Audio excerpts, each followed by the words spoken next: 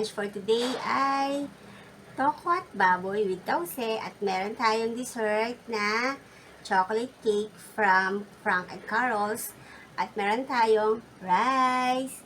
So, di ba? Ang sarap ng ating lunch for today. Hello guys! Welcome back to CC the Picky Eater. So, for today's video, meron ako niluto kanina na isang lunch na tokwat baboy with tause. Chara tinidor. Let's eat! So, yung ito ating tokwat baboy with tause. Sarap!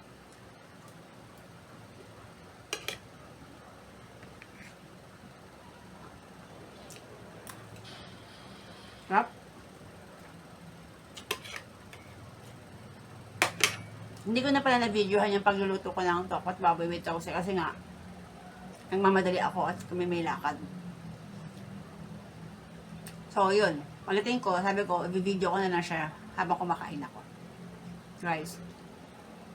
Nasa ano sila? Bulacan-Bulacan.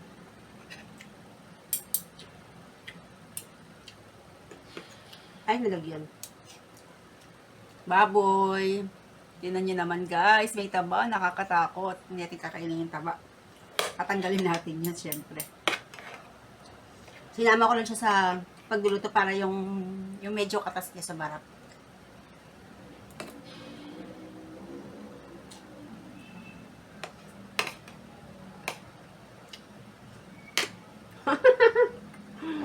Babae na buo na sumod bahay. Tokwa. Yung tokwa pala, medyo piniray ko siya ng kaunti. Para medyo malutong, crunchy.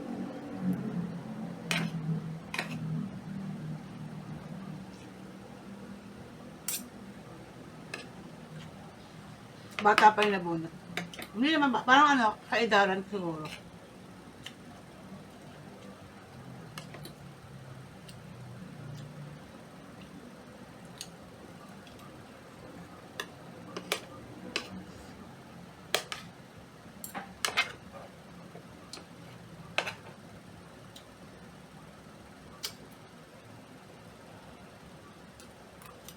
Sarap. Babae na sugod bahay nila.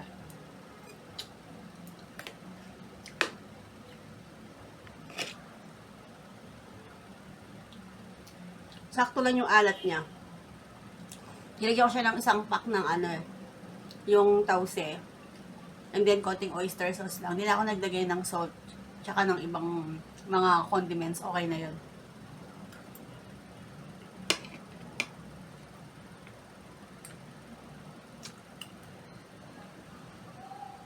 Ako.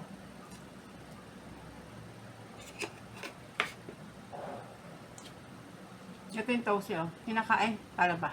Hindi makita. Kinakain ko din ito.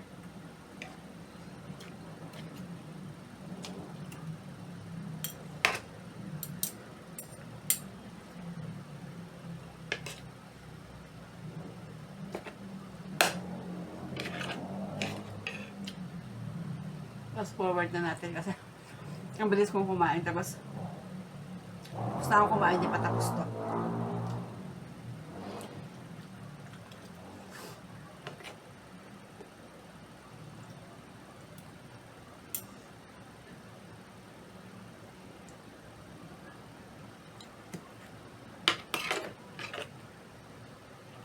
Mamuli ka na yung mga anak niya. 21-17.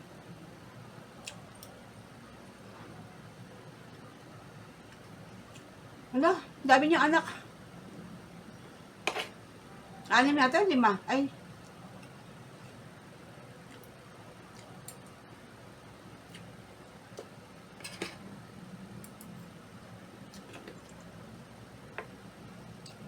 Tokwat baboy.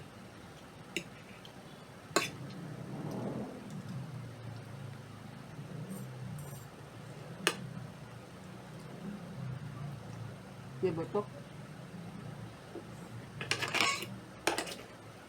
Yung baboy pala yung ginamit ko, liempo.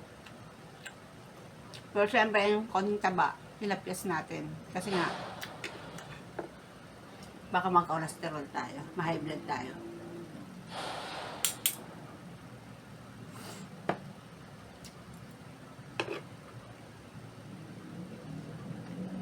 Ang daming anak kong nabulot. 5 yata, 6.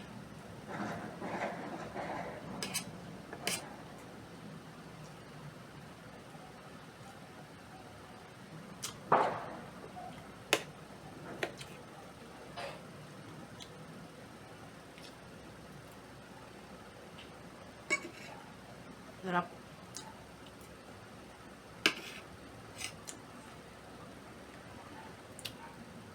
Yung pagluluto, minsan hindi talaga ako nagluluto. Kaya,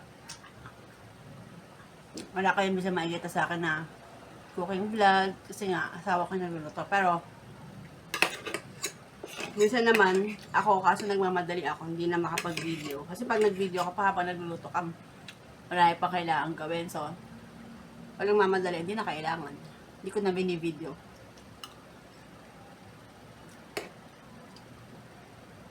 Wala na akong rice. Buka. Wala nang rice.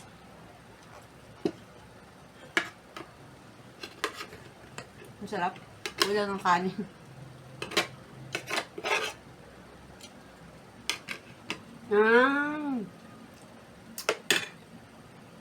Apat yung anak niya lalaki, 2 babae.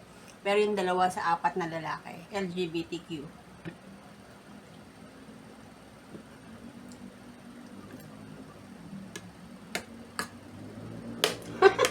Hindi pa ako lang nabalong ka mausat daw.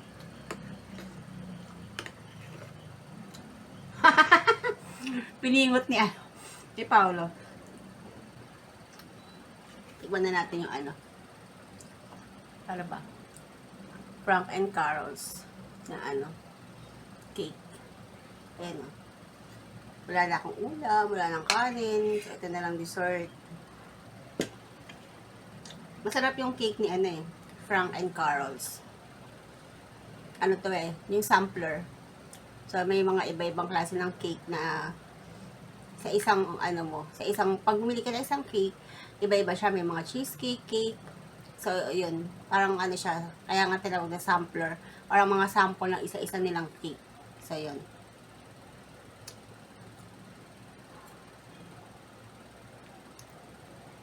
So, yun. Di mo siya pwedeng gawin libangan. Sobrang tamis niya. Dessert lang talaga. Anak niya 6, dami. Ang saya nun, 6 yung anak mo. Ako nga 2 lang. Gusto ko maraming anak. 6.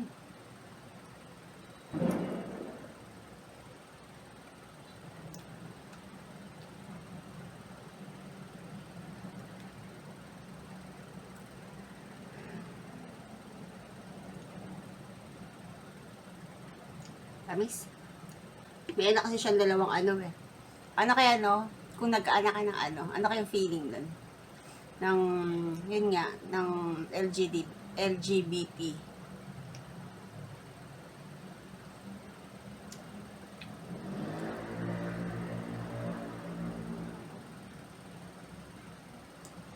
Bata pa lang na mo na, kita mo na 5 years old, nalaman niya na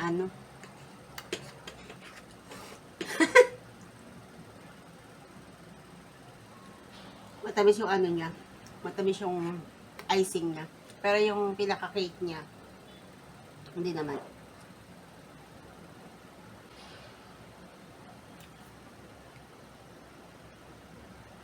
Tama. Diba? Tama naman yun. Kaya nga naghihigpit yung magulang para hindi maligaw ng landas yung ating mga anak. Kung na kailangan paluin, pagalitan, para lang tumino, diba? So, lahat naman ng magulang, yun yung gusto ng mga diba, sa mga anak nila, yung lumaking maayos, may marating sa buhay. Sumasagot daw siya sa nanay niya, kaya nasusoli siya. May mga bata na ngayon, na sumasagot sa magulang, mga ganyan. Dati, hindi yan pwede, talagang papaluin ka. Yung panganay, bakla. Iyak din yung anak, panganay. Wala naman, di ba? Wala naman talagang perfect eh. Talagang bawat isa sa atin may mga ano talaga, mga, di ba, imperfection, parang gano'n.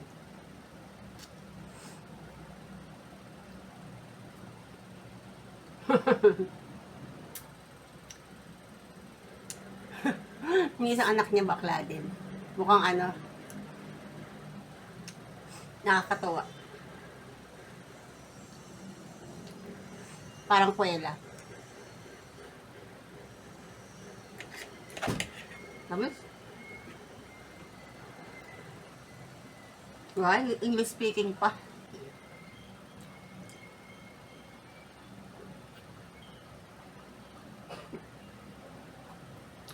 Ang dami nila, 6. Tsaka parang sunod-sunod yung anak niya kasi yung ano eh, edad. Kumusta yung pagkain natin, no?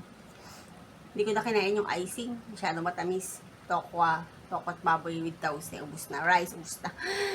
Busog na naman ako. Pa naman ako tumataba. So, bawal tayong tumaba ng sobra-sobra. Kaya ano, ayan.